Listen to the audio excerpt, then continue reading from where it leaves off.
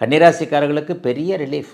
April மாதம் சுத்தமாக உங்களுக்கு நல்லா இல்லை. ஏப்ரல் மாதம் முழுவதுமே புதன் உங்களுடைய ராசிநாதன் 7ஆம் இடத்திலிருந்து ராசியை பார்த்தாலும் செவ்வாய் சனியோடு சேர்ந்த கடுமையான பாவத்துவம், உங்களுக்கே தன்னம்பிக்கை இல்லாத நிலைமை, குடும்பம் நல்லா இல்லாத நிலைமை, ஃப்ரெண்டால் சோதனை, லவ்வரால் சோதனை, ஆம்பளை சரியில்லை, பொம்பளை சரியில்லை, புருஷன் சரியில்லை, பொண்டாட்டி சரியில்லை, நான் இப்படி ஏமாந்துட்டேன் அப்படி ஏமாந்துட்டேன்னு ஒரு மன அழுத்தத்தோடு தான் ஏப்ரல் மாதம் கண்டிப்பாக போனது என்பது உண்மை.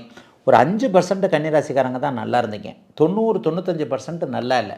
கோச்சார நிலைமைகள் கடுமையான அமைப்பில் இருந்தன. ஆனால் பிறந்த ஜாதக அமைப்பில் கொஞ்சம் ஓரளவுக்கு நல்ல தசாபுக்திகள் நடந்தவர்களுக்கு பெரிய அளவில் இது இல்லாமல் அப்படியே தப்பிச்சுக்கிட்டீங்க. ஆனால் பாருங்கள், மே 1ஆம் தேதி உங்களுடைய ராசிநாதன் நீச்ச நிலைமையிலிருந்து விலகி 8ஆம் இடத்திற்கு வந்துடுறார். ஐயா, 8ஆம் இடத்துல கூட அப்படி ஒன்றும் பெரிய நல்லதுகளை அவர் செஞ்சிருவார்னா என்னன்னு பார்த்தீங்கன்னா, 8ஆம் இடத்தில் அவர் நண்பராகிய 12ஆம் அதிபதியாகிய சூரியனோடு அவர் இருப்பது என்பது எதிர்பாராத அதிர்ஷ்டங்களை கொடுக்கக்கூடிய ஒன்று. இதுவரைக்குமே பேராசையின் காரணமாக அல்லது ஏதாவது ஒரு அமைப்பின் காரணமாக தவறாக வழிநடத்தப்பட்டவர்கள், பணம் காசு விட்டவர்கள் எல்லாருக்குமே உங்களுடைய பணம் உங்களுக்கே திரும்ப கிடைக்கக்கூடிய அமைப்பு இந்த மே மாதம் கண்டிப்பாக ஆரம்பிக்கிறது. ஆக மே மாதம் ஏப்ரல் மாதம் தந்த சில கடுமையான சாதகமற்ற பலன்களை நிச்சயமாக உங்களுக்கு தரவே தராது. 10ஆம் இடத்தில் இப்போது குரு பகவான் இருக்கிறார். மே மாத இறுதியில் 10ஆம் இடத்துல குருவும் சுக்கிரனும் வருவாங்க. தொழிலாளர் பெருமக்கள் நன்றாக இருப்பது, உழைப்பவர்களுக்கான ஊதியம் கிடைக்கக்கூடிய தன்மை, வியாபார பெருமக்களுக்கு இதுவரைக்கும் வியாபாரம் நடக்குது, ஆனால் அதனால் ஒன்றும் 10 பைசா பிரயோஜனம் இல்லையே, லாபத்தை காணாமே, கல்லாப்பட்டியில் காசை காணாமே நினைக்கிறவங்க எல்லாருக்குமே சேர்த்து வைக்கக்கூடிய அளவிற்கு லாபங்கள் வரக்கூடிய தன்மைகள்லாம் மிகப்பெரிய அளவில் நன்றாக இருக்குதுங்க.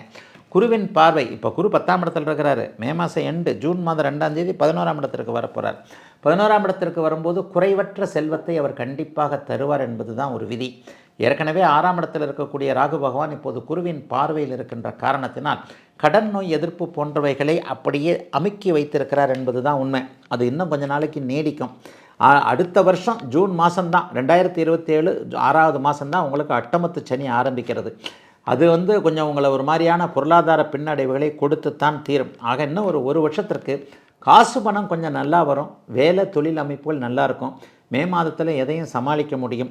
பெண்கள் சார்ந்த விஷயங்களில் நல்லவைகள் நடக்கும். அதிகம் பெண்கள் வேலை செய்யக்கூடிய இடங்களில் குறைவான ஆண்களாக இருக்கக்கூடியவர்களுக்கு நல்ல யோகங்கள் நடக்கக்கூடிய அமைப்பு உண்டு. அக்கா தங்கச்சி உறவுகள் நன்றாக இருக்கும். மனைவி மகளுக்கு எதையாவது செய்ய முடியும்.